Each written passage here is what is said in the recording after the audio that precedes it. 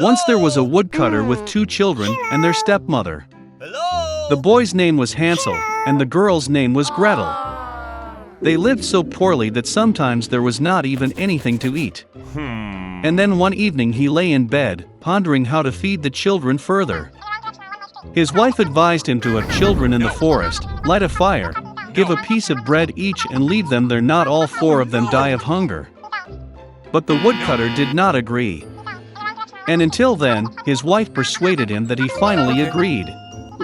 And the children, because of hunger, also could not sleep and heard everything that their stepmother said to their father. And when the parents fell asleep, Hansel secretly rushed out of the house. The moon was shining brightly, and the white stones glittered like coins.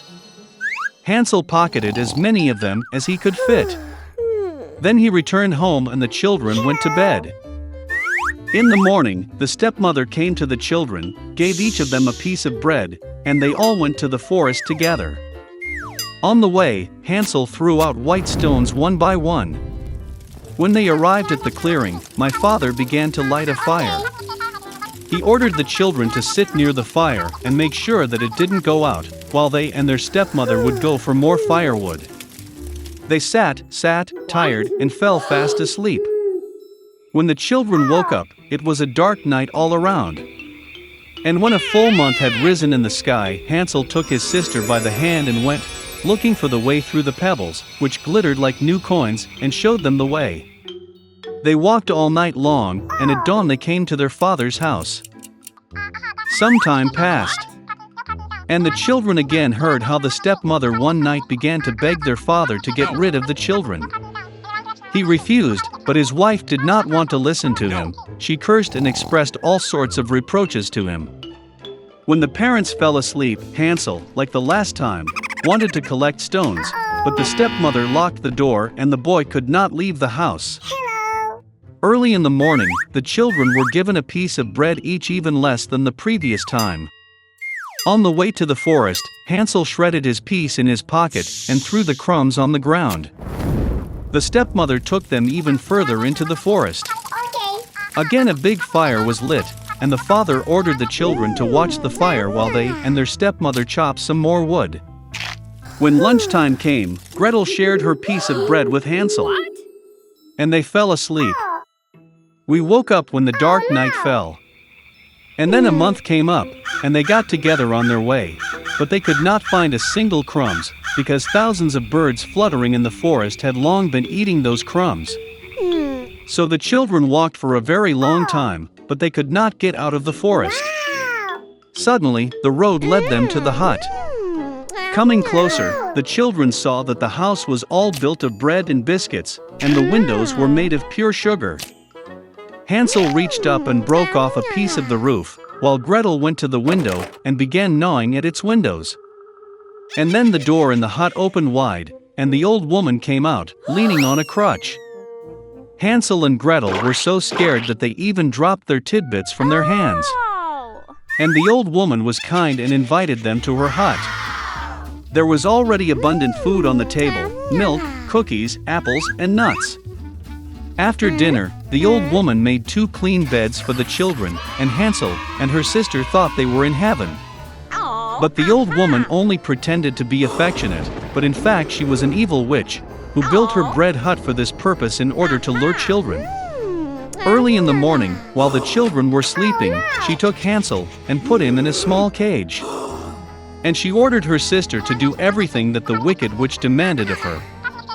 The old woman decided to fatten the boy in order to eat him later. So Gretel began to cook the most delicious food for Hansel, and she herself got nothing but leftovers. Some time passed, and the boy did not get fat.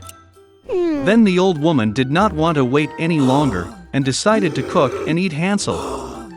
She ordered Gretel to light the stove and apply water. When the stove warmed up, the old woman ordered her to climb into the stove and see if it was hot enough. So she wanted to push the girl into the fire and bake her. But Gretel knew what was on her mind. She said that she did not know how to get in there, and asked the witch to show herself. The old woman got angry and climbed into the oven. Then Gretel pushed her and slammed the shutter behind the witch. Wow, how terribly the old woman hauled them. Gretel, meanwhile, rushed to Hansel and opened the cage. Having freed their brother, they went to the witch's room, in which there were boxes of pearls and precious stones in all corners, filled their pockets with them, and went home.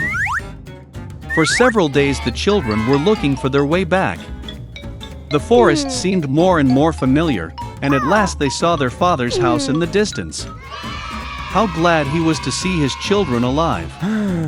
Hansel and Gretel poured on the floor all the pearls and gems they had taken from the witch. There was no need to think about food. And they began to live, live, and rejoice. And the father drove the evil stepmother out of the house. Once upon a time, there lived a poor widow, and she had a son, Jack, and a cow, Belyanka. The cow gave milk every morning, and the mother and son sold it in the bazaar, and that was how they lived. But once Belyanka did not give milk, and they did not have food. Mom decided to sell the cow and open a shop with the proceeds. Jack took the rein in his hands and led the cow to the market. No sooner had he arrived than he met some wonderful old man.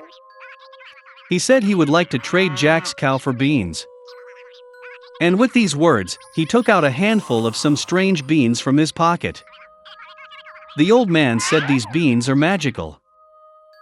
They need to be planted in the evening, and by morning they will grow to the very sky. Jack became very interested and agreed. The boy came home early. Mother was very angry that he gave the dairy cow in the whole neighborhood for a handful of some nasty beans. But Jack remembered the old man's words and decided that there was nothing to do, and planted beans in the yard. He went up to his attic sad, and fell asleep. In the morning, Jack woke up and saw something like a large tree in the yard. And this, it turns out, his beans sprouted, and the huge stem continued to grow upward until it grew to the sky. Jack jumped onto the stem and climbed up like a ladder. He climbed and climbed and climbed and climbed until, at last, he reached the sky. There he saw a long and wide road that led him to a huge castle.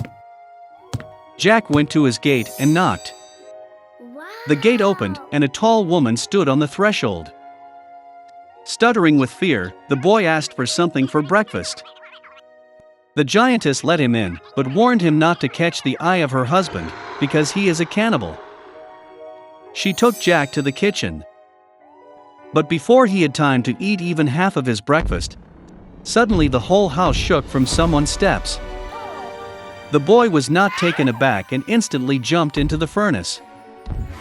And at that very moment, the cannibal entered the room. Well, he was as big as a mountain. The cannibal took out 2 bags of gold from a huge chest and sat down to count the coins. He counted and counted, finally began to nod off, and began to snore. Then Jack quietly climbed out of the oven, crept past the cannibal, grabbed 1 bag of gold, and rushed to the beanstalk. He threw the bag down, and he began to go down the stem lower and lower, until, finally, he found himself at his house. Jack told his mother everything that had happened to him, and handed her a bag of gold. They began to live on the money that was in the bag. But eventually the sack was empty and Jack decided to try his luck one more time at the top of the beanstalk. One fine morning, he got up early and climbed a beanstalk. The man-eater's wife stood at the threshold of the huge castle. She said that she would not let him in, because the last time her husband had lost a bag of gold. But all the same, she took pity on the poor boy, and let him into the castle. Suddenly the footsteps of a giant were heard, and Jack again hid in the furnace. The cannibal entered and told his wife to bring the hen that lays the golden eggs.